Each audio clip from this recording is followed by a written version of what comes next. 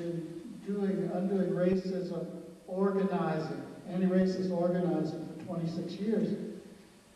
We are told time and again, everywhere we go without fail, that yes, the outcomes of our work show great racial disparities, great class disparities. That yes, this country is now imprisoning 2 million African American men and growing as we speak. But there's not necessarily any great sense of urgency around that in this country. We just sort of say it every now and then. So that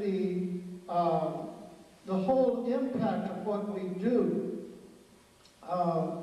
is lessened by the same hypocrisy. For example, Reverend Buford might show that the government, speaking against child pornography on one hand, refusing to sign a declaration on the other. We will state these disparities or acknowledge them, and then ask the question, do you want to spend some time outside of your caseload, outside of your management of services, outside of the hard work that we all do? Do you want to spend some time understanding structural racism and its impact on this nation's resources and where it's leading in the future? The basic answer is, in this country, is no. We don't want to spend time on that. We're too busy. We've got too much to do, And so we suggest that that's not an accident, that all of us are so busy, even those of us in the social services, to do something about structural racism. The other thing we hear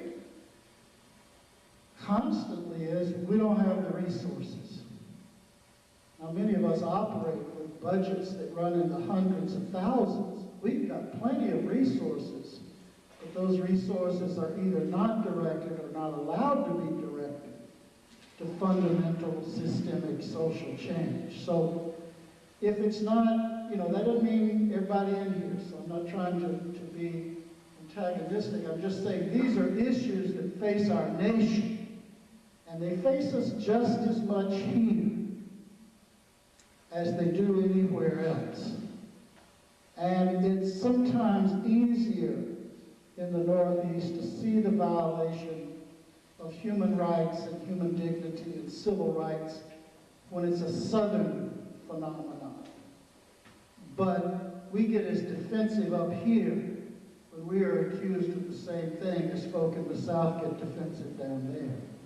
So as we talk about Katrina, and as we go forward with this teach-in, the teach-in is not about something somewhere else. It's also about how does that mirror back to us, how we ourselves are operating here. And would we take the time now, any more than folk in New Orleans might now be accused of not taking the time then? Are we taking the time now to prepare ourselves for what might be called the Katrinas in our midst? And I'll just end with this. The power of last week, when those students on the West Coast in LA took to the streets around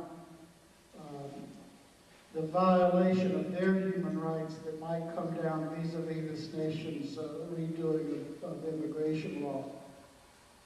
What does that say to us, all of us who've been doing services around immigrant rights, when those services are unattached to the organizing piece? Those services are vitally needed. But without the organizing piece, nothing seems to happen. When those kids took to the street in LA, the next day, the Congress responded. The next day. Not in all the ways that we might like, but it was very dramatic how quickly they got this nation's attention. And yet, it's very real that we shy away from this, maybe for reasons that have to do with this box. There's some risk that we would be taking that we're not prepared to. So, in New Orleans, as we'll talk about when we come back from a 5-minute stretch, We're going to talk about, in this country of such wealth, why are people poor? Why are people poor? As a prelude to a power analysis that